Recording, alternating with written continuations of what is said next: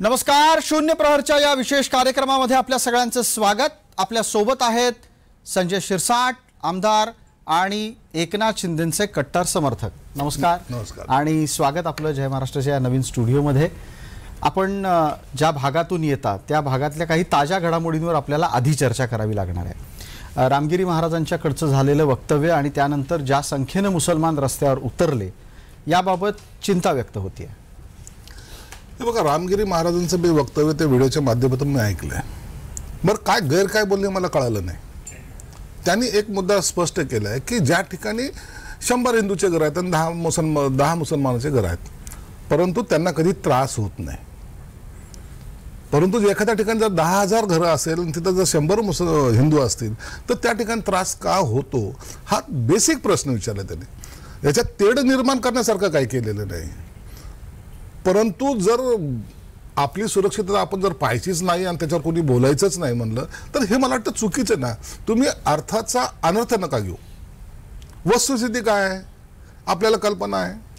आज बांगलादेशात काय होतंय, पाकिस्तानात काय झालंय, या सगळी ठिकाणी जेव्हा होतं तर त्याचे पडसाद आपल्याकडे उमटू नयेत, ही एक भावना त्यांनी व्यक्त केली. पण म्हणजे तुम्हाला वैयक्तिकरित्या वाटतं की हिंदू असुरक्षित आहे भारतामध्ये? नाही, भारतामध्ये असुरक्षित नाहीये, बिलकुल मजबूत नाहीत. परंतु काही भागामध्ये जे असं होतं ना तर त्या ठिकाणी सलोख्याचं एक वातावरण निर्मिती करणं हे दोन्ही समाजाचं काम आहे. हा, म्हणजे मुसलमानांकडे पण ती जबाबदारी आहे. ती सलोख्याचं वातावरण सांभाळली पाहिजे ना. आणि म्हणून त्या अर्थाने त्यांनी जर बोललं तर मला वाटतं ते गैर नाहीये.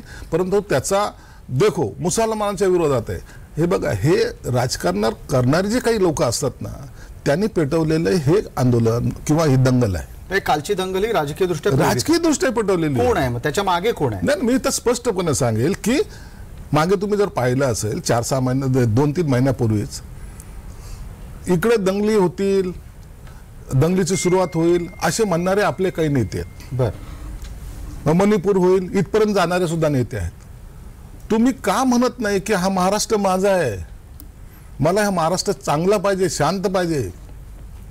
तुमच्या एखाद्या अशा स्टेटमेंटमुळं मताचं राजकारण होऊ शकतं. तुम्ही मत एकमेकाचे घेऊ शकता. पण परंतु कारण तुम्ही नाव घेत नाही. अहो, शरद पवार माणूस नाही, मी स्पष्ट बोलतो ना. शरद पवार बोललेत, मणिपूर सारखी परिस्थिती निर्माण होते बोललेत आणि त्याचा पडसाद आता दिसत आहेत. अनेक नेते म्हणजे ते संजय राऊत सारखे रोजचे बोलणारे सकाळचे भोंगे तेही बोललेत. परंतु याचा परिणाम काय होतो कधी कधी दूरदृष्टिकोनातून पाहिलंय का? इथं येणारी इन्व्हेस्टमेंट जर आता एक दंगल झाली, येणारा इन्व्हेस्टर तुमच्याकडे करेल आता गुंतवणूक. तसंही आणि संभाजीनगरमध्ये परिस्थिती बिकटच आहे गुंतवणुकीची, रोजगाराची. नाही, आम्ही ती परिस्थिती बदलली. आता कशी बदलली? आता आमच्याकडे 52,000 कोटीची गुंतवणूक झाली. गेल्या आठवड्यात करार झाला, ते सर्व लोक आले, त्यांनी त्यांना जागा हँडओव्हर केली. फक्त तोंडी करार नाही झाला, तर आता जागेचं वितरण सुद्धा त्यांना केलंय. त्या दरम्यान जो महिंद्राचा प्रकल्प जातोय अशी चर्चा सुरू झाली. अहो, यांना रात्री स्वप्नात काही येतं आणि सकाळी बोलतात. कुठे गेला महिंद्राचा प्रकल्प? महिंद्रावाल्याने स्वतः लेखी पत्र लिहिलंय आणि त्याने सांगितलंय आम्ही कुठेही जात नाही, आमची जाण्याची कुठेही मानसिकता नाही. त्यांनी स्वतः कबूल केलंय. परंतु यांना झोपेत वाटतं. त्यांनी स्वतः हेही बोलले पुढे जाऊन की आमची बदनामी करू नका. म्हणजे उद्योजक म्हणतोय की त्यांची बदनामी करायची नाही. उद्योजकांची बदनामी करून मिळणार काय आहे? अहो, त्याच्यामुळे काय होतं, महिंद्रा जाणार आहे म्हणजे महिंद्रा हे महाराष्ट्र द्वेष्टे आहेत. एखादी कंपनीकडून गेली म्हणजे महाराष्ट्राशी त्यांचं काही देणं घेणं नाही, याचा इफेक्ट होतो. असं नाहीये. म्हणून आता रोज काहीतरी बोलायचं, परंतु जे येतंय त्याच्याकडे दुर्लक्ष करायचं. ह्या काही राजकीय लोकांना ह्याच्यातच आनंद वाटतो. मग टीका करायला एक आपल्याला चान्स मिळाला. हे जे काही त्यांची मानसिकता ना ही त्यांनी स्वतः बदलली पाहिजे. तुम्ही राजकारण करावं, रोज तर एकमेकाला शिव्या देतातच आहे, जे महाराष्ट्रात कधीच घडत नव्हतं. त्या पद्धतीने आता शिव्या द्यायचं म्हणजे कोण चांगली शिवी देतंय याच्यात स्पर्धा लागल्यासारखं रोजचं तुम्ही पाहत असाल तर सगळ्यांची बाईट्स आहेत. एका बाजूला ती गोष्ट आहे आणि दुसऱ्या बाजूला तुम्ही सांगताय की दंगली या ठरवून घडवल्या जात आहेत. तुमच्या लेखी परिस्थिती जी संभाजीनगरमध्ये झाली, जी धुळ्यामध्ये झाली, त्याचबरोबर नाशिकमध्येही परिस्थिती निर्माण झाली, ह्या सगळ्याच्या मागे तुमच्या लेखी कोण आहे? कारण बोट तुमच्याकडे दाखवलं जातं, तुम्ही दंगलखोर आहात म्हटलं जातं. आता आम्ही दंगलखोर आहोत, आम्ही बंडखोर आहोत, आम्ही नेहमीच आक्रमक आहोत. अहो, ह्या दंगली करून राजकारण चालत नसतं. तुम्ही लोकसभेला जे काही नेरेटिव्ह सेट केला होता ना, तो काय होता? भारतीय राज्यघटना बदलणार. मग बाबासाहेब आंबेडकरांची अरे आपली राज्यघटना बदलतायत, एक नेरेटिव्ह सेट केला. काय असं कळू शकतं का कोणी? असं राज्यघटना बदलू शकतं असं कोणी? परंतु केलं. मुस्लिमाला आता इथं असं होणार आहे, तसं होणार आहे, आता हे पाकिस्तानला जाणार आहे. गेला का एखादा मुसलमान? परंतु ज्या ज्या वेळेला निवडणुकीचा काळ जवळ येतो ना, त्यावेळेला अशा ह्या भंकस गोष्टी ज्या आहेत ह्या केल्या जातात, लोकांमध्ये त्याची माती फिरवल्या जातात आणि त्याच्यामुळे दंगली घडल्या तरी त्यांना त्याचं काही वाटत नाही. त्यांना माहिती जो दंगल करणारा दोन समाज असतात, एक त्या साईडने एक ह्या साईडने. जो त्या साईडने जाईल त्याला मग आपल्याकडे कसं वाढायचं? कारण की ते मग एक गठ्ठा वोटिंग ज्याला म्हणतो ना, ती पॉलिसी अडॅप्ट करतात. म्हणजे आता तुम्ही असं सांगू पाहत आहात की लोकसभेला ज्यांना मुसलमानांचं एकत्रीकरण जमलं त्यांना यंदा ते करण्याच्यासाठी दंगली हव्यात. त्यांना दंगली, हे स्पष्टपणे सांगतो मी. दंगली हव्यात, जबाबदारीने बोलतोय मी. त्याच्यासाठी तथ्य काय आहे तुमच्या हातात? तथ्य काय म्हणजे काय? का घडले दंगल? काय काय कारण काय? बरं मला सांगा.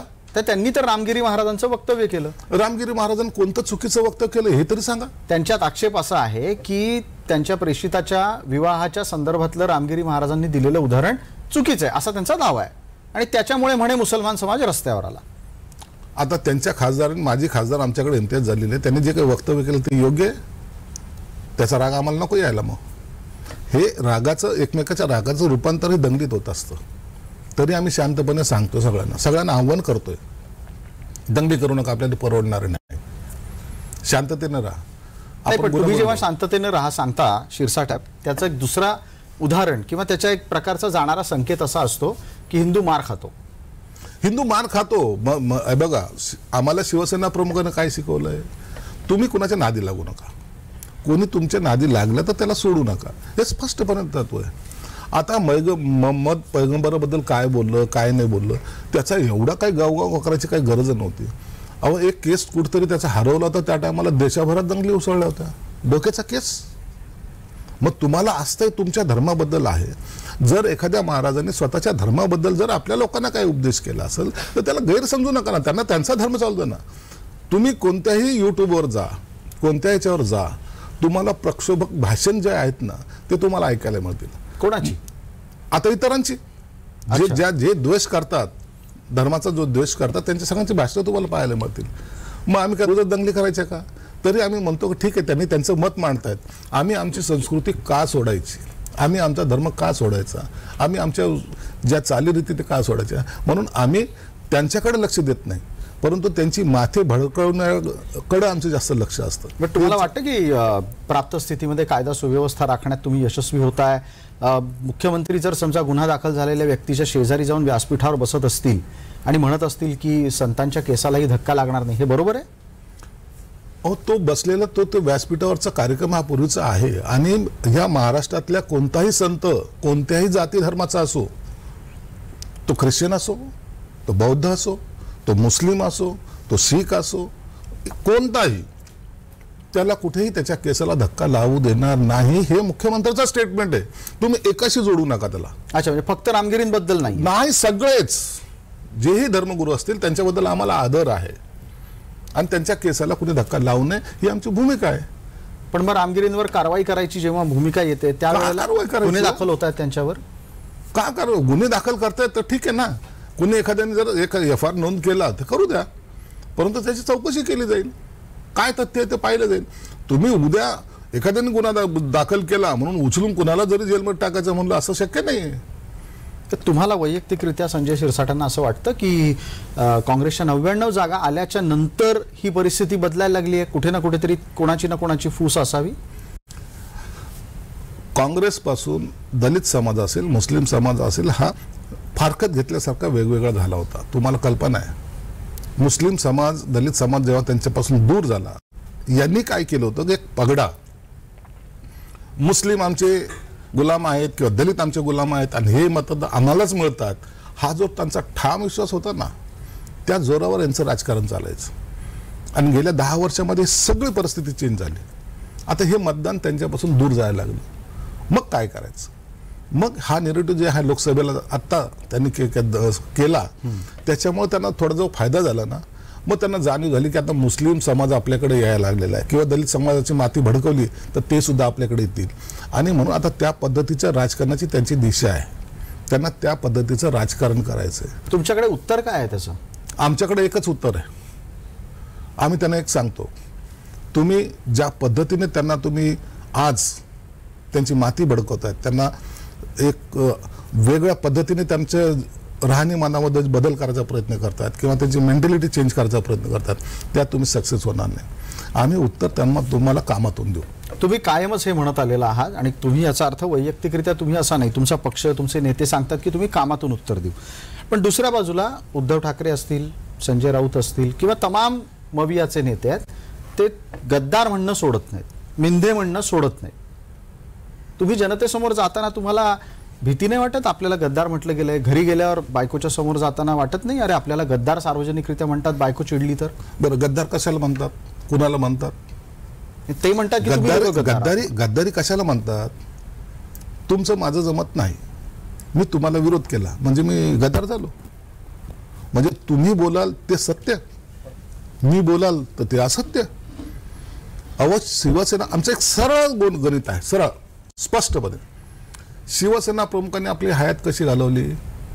मराठी माणसाला उभं केलं, हिंदू माणसाला उभं केलं, काँग्रेसचा विरोध केला आयुष्यभर. काँग्रेस आणि राष्ट्रवादी, शरद पवार आपल्या माहितीचं सांगतो, महिना 2 महिन्यामध्ये बाळासाहेब जेवायला सुद्धा जायचे. आम्ही अनेक वेळेला मातोश्रीला जात असताना पाहिलेलं पण आहे आणि ते जेवतही होते आणि बाळासाहेबांनी सर्वाधिकच सांगितलेलं आहे. परंतु त्यांनी आयुष्यभर काँग्रेसची आणि राष्ट्रवादीशी कधीही हातमिळवणी केली नाही किंवा त्यांच्याबरोबर सत्तेत जाण्याचा विचार सुद्धा केला नाही. तुम्ही शिवसेना प्रमुख गेल्याबरोबर ताबडतोब तुमचे विचार चेंज झाले, एका मिनिटात चेंज झाले. कशासाठी झाले? आज तुम्ही प्रामाणिकपणे मी तुम्हाला हा प्रश्न विचारतो, शिवसेना प्रमुख हयात असते तर उद्धव ठाकरे मुख्यमंत्री झाले असते का? हा, म्हणजे त्यांनी आग्रह केला असता तर कदाचित बाळासाहेबांना करावं लागलं असतं. नाही, बाळासाहेबांनी उद्धव ठाकरेंचा आग्रह डावलला असता आणि शिवसैनिकाला मुख्यमंत्री केलं असतं. नक्की. तुमच्या माहितीचं सांगतो, 95ला जेव्हा युतीचं सरकार आलं त्यावेळेला अनेकांचा असा आग्रह होता, साहेब तुम्ही पंतप्रधान होण्याचे कधी काळी बोलत होते की 1 दिवसाचं मला पंतप्रधान करा, मी असं करतो, 370 कलम हटवतो, राम मंदिर बांधतो. साहेब आज आपली सत्ता आली, तुम्ही का मुख्यमंत्री होत नाही? ते म्हणायचं नाही. एक लक्षात घ्या, राजकारण करणं हा आपला धंदा नाही. आपण लोकांचा सेवा करतोय. आणि कधी एक गोष्ट कधी लक्षात ठेवायची, आपण सत्तेसाठी जन्मलेलो नाही. ती खुर्चीनी जो जन्म घेतलाय तो आपल्यासाठी, आपण सत्तेसाठी जन्मलो नाही. सत्ता ही आपल्यासाठी आली पाहिजे. हे बाळासाहेबांचे विचार हे त्यांच्या पुढच्या पिढीत यायला पाहिजे होते, ते नाही आले ना. म्हणून तर आता हा जो झालेला उठाव जो आहे ना, हा 1-2 जणांचा नाही हो.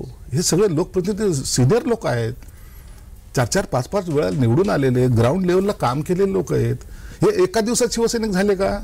जसं त्यांच्या व्यासपीठावर आता पहा तुम्ही, असं व्यासपीठाचा नजरेसमोर आणा, त्यांच्या आजूबाजूला कोण आहेत ज्यांचा शिवसेनेशी काहीही संबंध नव्हता, किंवा त्यांनी शिवसेनेला वाटेल त्या शिव्या दिलेले लोक आज त्यांचे स्टार प्रचारक म्हणून त्यांच्या बाजूला बसले. कोण आहेत पण असे, म्हणजे ज्यांच्याविषयी तुम्ही बोलू इच्छित आहात? कोण? आता तुम्ही पाहता स्टेजवर कोण आहे त्यांच्याकडे? आता सचिन अय्यर कुठून आलाय, ते अंधारे कुठून आले, तर भास्कर जाधव कुठून आलेला आहे, आणखीन ते बाई, आणखीन एक दिल्लीची बाई, ते राज्यसभा सदस्य ती कुठून आलेली, प्रियांका चतुर्वेदी, ती कसं जे काय असेल ती, हे सगळे जे गँग पाहिली. कुठे दिवाकर रावते, आता सुभाष देसाईची खुर्ची कुठे आहे, लीलाधर ढाकेची खुर्ची कुठे आहे? अहो, यांनी आयुष्य घातले ना पक्षासाठी, तुम्ही त्यांनाही विसरलेत.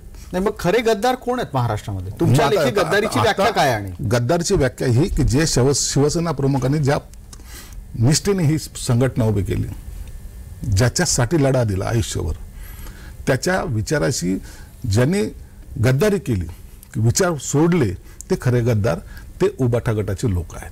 बरं, मला एक प्रश्न आहे तुम्हाला. असं कधी होतं का हो, संजय शिरसाट झोपले आहेत आणि झोपेत त्यांना स्वप्न पडलं की उद्धव ठाकरे मुख्यमंत्री झाले?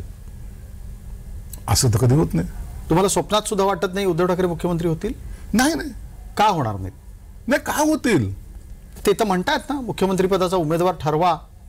आता काय माहिती का, सत्तेची थोडंसं चटक ज्याला म्हणतो ना, ती लागली ना, तर ती खुर्ची एक वेगळी असते. त्याला एक प्रशासकीय अधिकार, त्याचा असलेला लवाजमा, मग त्याच्याकडे पाहण्याचा दृष्टिकोन, आणि मग माणसाला वाटतं नाही हीच खुर्ची खऱ्या अर्थाने बरी. मग संघटना कुठेही विकावी लागली तरी चालेल, पण सत्याची खुर्ची पाहिजे. हे नसतं झालं. शिवसेना प्रमुखांनी तसं नसतं केलं. नसतं हे भुजबळ कधी मुंबईचे महापौर झाले असते. हे अनेक लोक, मनोहर जोशी असतील, हे असतील, ते असतील, अनेक जणांची नावं घेता येतील. हे लोक कोण आहेत? हे लोक हे काय बाळासाहेबांचे नातेवाईक होते का? हे का समजत नाही?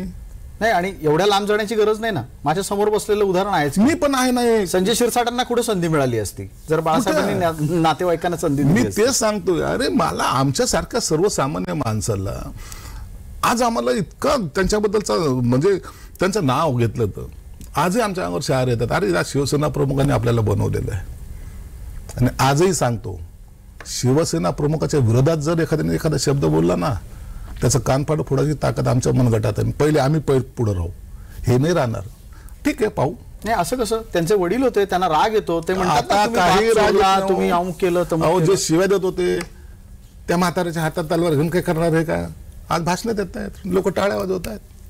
कसला स्वाभिमान म्हणता येईल? मग त्यांच्या मागे, उद्धव ठाकरेंच्या मागे गर्दी दिसते. ती कुठली गर्दी? ते तर म्हणतात की सहानुभूती आहे त्यांच्या मागे. हे बघा, एवढ्या जागा निवडून आल्या, त्या कशा काय आल्या? मग एक लक्षात घ्या, तुम्हाला ती सहानुभूती वाटते. पक्ष शरद पवारच्या मागे तेवढी गर्दी आहे, एकनाथ शिंदेच्या मागे तेवढी गर्दी आहे, देवेंद्रच्या मागे तेवढी, अजितदादाच्या मागे तेवढी. तुम्ही गर्दीवर अवलोकन करू नका. राजसाहेबाच्या सभेला लाखोचा समुदाय असतो. रूपांतर मतामध्ये व्हायला त्याला एक वेगळं कारण लागतं. मग आता कुणाला नेता म्हणायचं? तुम्ही तेच ते येणार, तेच ते टोमणे मारणार, तेच ते भाषण करणार. मिंदे झाले महाराष्ट्राचे मुख्यमंत्री.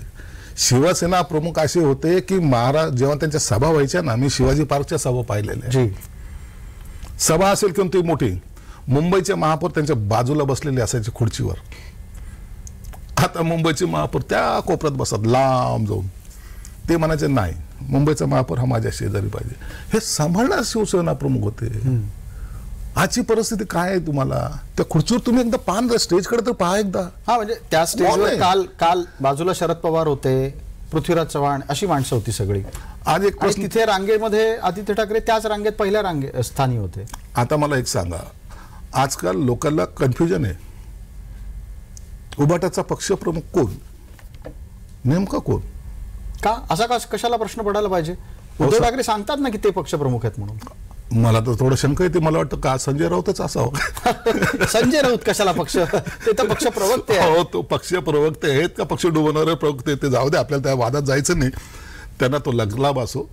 परंतु हा जो टोन चेंज झाला ना, टोन, शिवसेना प्रमुख कधी भाषण करत नव्हते, ते संवाद साधायचे, तुमच्याशी बोलते करायचे, असे बोलायचे देशे. आता हे भाषण करायला लागले, आणि त्यातल्या त्यात ज्या पद्धतीचं हे भाषण करतायत ना, टोमणे करणे, टीका करणे, महाराष्ट्राच्या मुख्यमंत्र्याचा अपमान करणे. अहो, महाराष्ट्राचे मुख्यमंत्री तुम्ही काय करताय? तुम्ही या शरद पवारला चोर म्हणत होते की नव्हते? मग तुमच्या शेजारी आज ते कसे? त्यांची भाषणं मी तुम्हाला दाखवतो. एक नंबरचा चोर कोणी असेल महाराष्ट्रात तर तो शरद पवार आहे, असं दोन्ही हाताने असं सांगायचे. बाजूला काय तुमच्या? त्यांच्याकडे असू शकते ना, उद्धव ठाकरेंकडे स्वतःची वॉशिंग पावडर असू शकते.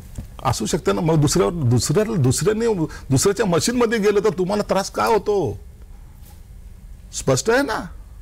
तुम्हाला तुमच्या वॉशिंग मशीन मध्ये तुम्हाला शिव्या देणारे, लुंगी हटाव, डान्स करणारे आज तुमच्या बाजूला भाषणं करतायत. ते तुम्हाला आवडत आहेत. बाबा, आम्ही तुम्हाला काही नावं ठेवत नाही.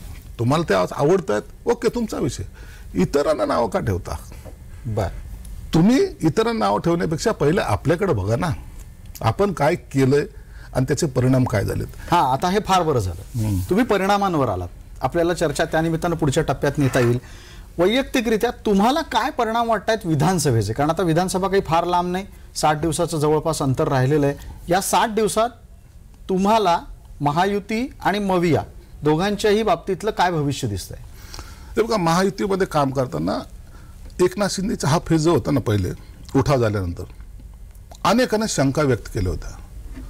अहो, एकनाथ शिंदे इतके शांत स्वभावाचे, काम करेल का नाही करेल, हा माणूस लोकांना अप्रोच होईल की नाही होईल का, पुन्हा एरे माझ्या मागल्या, मग हा बीजेपीच्या फार मोठ्या दबाव तंत्रामध्ये आहे का, चाबूक घेऊन कोणी बीजेपीचे त्याच्या मागे उभे आहेत का, असं काहीतरी चित्र तयार करायचा प्रयत्न केला. तुम्ही या 2 वर्षाच्या कालावधीमध्ये पहा, आज सर्वसामान्य माणूस, मी वैयक्तिक माझ्या नेत्याची तारीफ करायची म्हणून म्हणत नाही, चुकलं तर मी त्यांना बोलायला सुद्धा मागं पुढं पाहत नाही, हा माझा स्वभाव आहे. तेवढं करू शकता तुम्ही? मी बिलकुल करतो. कधी झाला असं एखादा प्रसंग आहे? मी बोलतो. अच्छा, मी आता सांगितलं लोकसभेला आपण थोडीशी गल्लत केली, मी तुम्हाला साहेब सांगत होतो आपले सर्वे थोडेसे ठेवा बाजूला, म्हणजे भाजपचे सर्वे, हे सगळे जे काही 2-4 सर्वे होते बाजूला ठेवा, ओव्हर कॉन्फिडन्स थोडं बाजूला गेला पाहिजे बोलतो, आणि ते ऐकतात. कार्यकर्त्याचं ऐकलं ना सगळा फायदा होतो अशातला भाग नाही, परंतु काही चांगलं काम तो सांगू शकतो किंवा चांगली सूचना देऊ शकतो. एक मुद्दा घेतो पटकन. तुम्ही आता बोललात आणि मला त्यातला फार महत्वाचा मुद्दा सापडलेला आहे. तो असा आहे, तुम्ही म्हणालात ओव्हर कॉन्फिडन्स बाजूला ठेवायला हवा होता लोकसभेमध्ये. यस, मी आजही बोलतो, तुमच्या चॅनलच्या माध्यमातून बोलतो. आणि त्याचा फायदा काय झाला, थोडीशी जी गल्लत झाली त्याचा फायदा इतरांनी घेतला आणि त्यांना असं वाटायला लागलं की बाप रे बाप आम्ही तर जिंकलोच आता. अरे तुम्ही कसे जिंकले, तुम्ही पाहिलं असं या मतदानाच्या वेळेला. आणि म्हणून आता ती परिस्थिती गेलेली. तेच तुम्हाला सांगत होतो की या 2 वर्षाच्या कालावधीमध्ये 24/7 आपण दरवेळेला म्हणतो. हे काय असतं 24/7? म्हणजे 24 तास काम करणारा माणूस. आज एकनाथ शिंदे म्हणत आहेत का नाही, आज प्रत्येक माणूस म्हणतो अरे 3 वाजता मुख्यमंत्री भेटतोय, 2 वाजता मुख्यमंत्री भेटतोय, सकाळी त्याच्याकडे गर्दी असते, कार्यकर्त्याच्या घराड्यात असतो, पदाधिकाऱ्याच्या घराड्यात असतो, अधिकाऱ्याच्या घराड्यात असतो आणि प्रत्येक ठिकाणी जातो. महाराष्ट्राचा मुख्यमंत्र्यांनी हातात पाईप घेऊन मुंबईचे रस्ते सुद्धा धुतलेत ना हो, हे तुम्ही का मानत नाही. म्हणून दृष्टिकोन हा विकासाचा असला पाहिजे. सगळे प्रकल्प जर तुम्ही पाहिले, स्पीड ज्याला म्हणतात ना, 2 वर्षामध्ये त्यांनी असं कोणतीही बाजू घ्या, मग ते सिंचनाची बाजू घ्या, रस्त्याची बाजू घ्या, उद्योगाची बाजू घ्या, त्या ठिकाणी त्याचा ठसा उमटवलाय त्यांनी. तुम्हाला असं वाटतं की ते फडणवीसांपेक्षा अधिक प्रभावी ठरलेले आहेत? असं नाही, काम करण्याची त्याची पद्धत आहे. कोण चांगलं काम करतं, कोण वाईट करतं, परंतु यांनी काय केलं यांना सांगायला आज 10 कारणं आहेत. आमचं हेच मत होतं, तुम्ही आमच्यावर टीका करताना विरोधी पक्ष म्हणून तुम्हाला टीका करण्याचा अधिकार आहे, करा. तुम्ही 2.5 वर्षामध्ये कालखंडामध्ये केलेली 4 कामं तर सांगा ना लोकांना. 1, 2, 3, 4. ते म्हणतात ना कोरोनात खूप छान काम केलं. आता करोनामध्ये मला घरात बसून कसं काम होतं, आम्ही फील्डवर होतो. माझे व्हिडिओ तुम्ही कधीतरी पाहा युट्यूबवर. अहो लोकांमध्ये जावं लागतं. शिंदे पण फील्डवर होते. आणि जो कार्यकर्ता फील्डवर आहे त्याचं क्रेडिट गोष्ट तो आम्हालाच का, असं नाही होत राहत. पण रेमडेसिवीरचे इंजेक्शन एक इंजेक्शन तुम्ही कोणाला दिलंय का? उलट तुमच्यावर आरोप काय होत आहे, त्या जे काही मेलेली माणसं होती त्यांना जी रॅपिंग करायचं जो काही त्याला म्हणतात बॉडी बॅग, शवपिशवी, ती असलेली 450ची पिशवी, बॉडी काय म्हणतात त्याला कपडा, तो तुम्ही 6,500ला घेतलाय. हे करोनाचं काम आहे का तुमचं? खिचडीचं वाटप त्याच्यात घोटाळा झाला, हे तुमचं काम होतं का? एक करोना सोडून द्या, दुसरं सांगा काय, तिसरं सांगा काय, चौथं सांगा काय. आम्ही आज 100 कामं सांगू शकतो. आता ही जी 100 कामांच्या बाबतीत तुम्ही बोलताय, वेळेच्या मर्यादेमध्ये आपल्याला मुलाखत आटोपती घ्यायची. पटकन सांगा तुमच्या लेखी महायुतीचं भवितव्य काय आहे विधानसभेत? महायुतीमध्ये आज लोकांना जी कामं दिलेली आहेत, एक छोटंसं उदाहरण म्हणून सांगतो. प्रत्येक आमदार हा त्याच्या मतदारसंघामध्ये काम करायच्या मनस्थितीत असतो. त्याला वाटतं की माझ्या मतदारसंघामध्ये जास्त काम झाले पाहिजे. महाराष्ट्रातल्या कोणत्याही मतदारसंघामध्ये जा, त्या आमदाराला विचारा तुझ्याकडं आज काय कामं चालू आहेत, तो 10 कामं सांगेल. आणि मग त्याला फंडिंग करणं, ते कामं करून घेणं, हा एक महत्त्वाचा मुद्दा आहे. दुसरा महत्त्वाचा मुद्दा आहे की उद्योग क्षेत्राला चालना दिलेली. तिसरा महत्त्वाचा मुद्दा आहे, आता ह्या योजना वगैरे सर्व आणल्यात सगळ्यांसाठी. महिलांना पहिले अर्ध तिकीट होतं बसचं, जा पंढरपूरला जा, कोणत्या वारीला जा, अर्ध तिकीट. 75ला फ्रीच होतं, नो डाऊट. आज लाडकी बहीण योजना इतकी पॉप्युलर झालेली आहे, प्रत्येक ठिकाणी त्याचं स्वागत होतंय. आणि जिने कधी बँकेचं तोंड पाहिले नाही ती म्हणते माझ्या अकाउंटमध्ये आज पैसे आलेत. आणि हे पॉझिटिव्हली. नाही पण तुम्ही हे एवढं सगळं करून सत्तेत येणार आहात का? निश्चित. आणि बहुमतात येणार आहात? निश्चित येणार आहात, कारण की लोकांचा एक विश्वास आता तयार झालेला आहे. लोकांना वाटतं की हे सरकार फक्त बोलत नाही, हे रन करतंय. तुम्हाला असं वाटतं हे सगळं करत असताना, निवडणुकांना सामोरं जाताना अजित पवार सोबत असणार आहे? अजित पवार सोबत असणार आहे. हे तुम्ही तिघही जण मिळून एकत्रितरित्या मिळून करणार आहोत, म्हणून आमच्यामध्ये कधी असे मतभेद नाहीत. सांगा उमेदवार मुख्यमंत्रीपदाचा कोण? अहो, मी ते परवाचा मेळावा पाहिला, एका पक्षाचा प्रमुख प्रास्ताविक करताना मी माझ्या आयुष्यात कधीच पाहिला नव्हता. परंतु पक्षाचा प्रमुख म्हणतोय आणि म्हणतोय की कोणाचं तरी नाव घोषित करा, माझा पाठिंबा आहे, आणि नाव घोषित होत नाही. ही महाविकास आघाडीमध्ये असलेली फूट आहे, हे टिकणार नाहीत. आणि महायुती जी आहे ती मजबूतीने आज समोर येते. आणि मला वाटतं भविष्यामध्ये लोकांना एक स्थायी चांगलं मजबूत सरकार पाहिजे, म्हणून लोकांनी सुद्धा आता भरभरून आमच्याकडे प्रेम द्यायला सुरू केलेलं आहे. एक विश्वास त्यांचा आहे आणि त्या विश्वासाच्या जोरावरच आम्ही हे सत्ता काबीज करणार आहोत. पण आता शिरसाट साहेब, याच दरम्यान अजित पवारांचं एक विधान येतं. ते असं म्हणतात की बारामतीमध्ये सुनेत्रा यांना उभं करणं चूक आहे. माझ्या मुलाखतीमध्ये ते बोलले आणि बऱ्यापैकी त्यानंतर ती मुलाखत सगळ्या ठिकाणी चर्चेचं कारण ठरली. तुम्हाला वाटतं की अशा प्रकारे उमेदवार लादायला नको होता? काही वेळेला कॅल्क्युलेशन, प्रत्येक माणूस राजकारणात मध्ये असलं म्हणजे ते सर्व त्यांनी जे घेतलेले निर्णय चांगलेच असतात अशातल्या भाग नाही. आता आपण निवडणुकीमध्ये पाहतो 100 उमेदवार उभे केलेत, 50 निवडून येतात, 50 पडतात. मग 50 का पडतात? मग तुमचं चुकलं का? परंतु एक गोष्ट लक्षात ठेवा, अजितदादासारख्या नेत्यांनी स्वतःच्या पत्नीबद्दल त्यांना केलेली चूक आहे, उभं केलं ती चूक आहे, हे कबूल करणं तुम्हाला छोटी गोष्ट वाटते का? त्यांच्या मनावर काय यातना होत असतील आणि तरी त्या माणसाने उघडपणे मान्य केले ही माझी चूक झाली होती. तर असे त्यांना आपण ॲप्रिशिएट केलं पाहिजे. नाही तर काही लोक तर गिरेबी तर टांग उपर करतात, तशातला तो प्रकार नव्हता. स्पष्ट बोलणाऱ्या मधला अजित पवार हे पुन्हा दाखवलं. जी, दुसऱ्या बाजूला ही एक उभं राहण्याची चर्चा आहे आणि ते आदित्य ठाकरे सातत्यानं असं म्हणताना दिसतात की ते एकतर शिंदेंनी वरळीत लढायला यावं, नाहीतर आदित्य ठाकरे ठाण्यात लढायला जातील. आदित्य ठाकरे आणखी राजकारणात छोटा आहे, घोषणा मोठ्या केल्याने माणूस मोठा होतो अशातला भाग नाहीये. असं कसं? मंत्री आहेत, माजी मंत्री झालेले आहेत आणि आमदार शिरसाट म्हणतात की म्हणजे छोटा माणूस आहे तो. अहो, असं नसतं. हा सोन्याचा चम्मच घेऊन ज्या घरात ते आलेले आहेत ते मंत्री होणं काही विशेष नसतं. सर्वसामान्य माणूस जेव्हा त्या स्टेजला पोहोचतो, आज मी तुमच्याकडे बसलोय, हे शिवसेना प्रमुखाबरोबर गेली 38 वर्ष काम केल्यानंतर ही मला खुर्ची इथं आलेली आहे.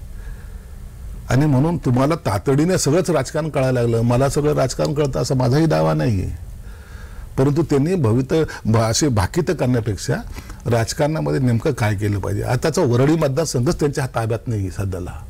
ते कुठून उभं राहतात हा प्रश्न आहे. ठाण्यामध्ये काय झालं, किती घोषणा केल्या यांनी? कल्याणमध्ये काय झालं, किती घोषणा केल्या यांनी? मार खातात, पडतात, पुन्हा नाही टांग उपर. असं नाही चालत बाबा. तुम्ही कोणतंही काम करा, तुम्ही इतरांना चॅलेंज करण्यापेक्षा आपण चांगलं व्हा.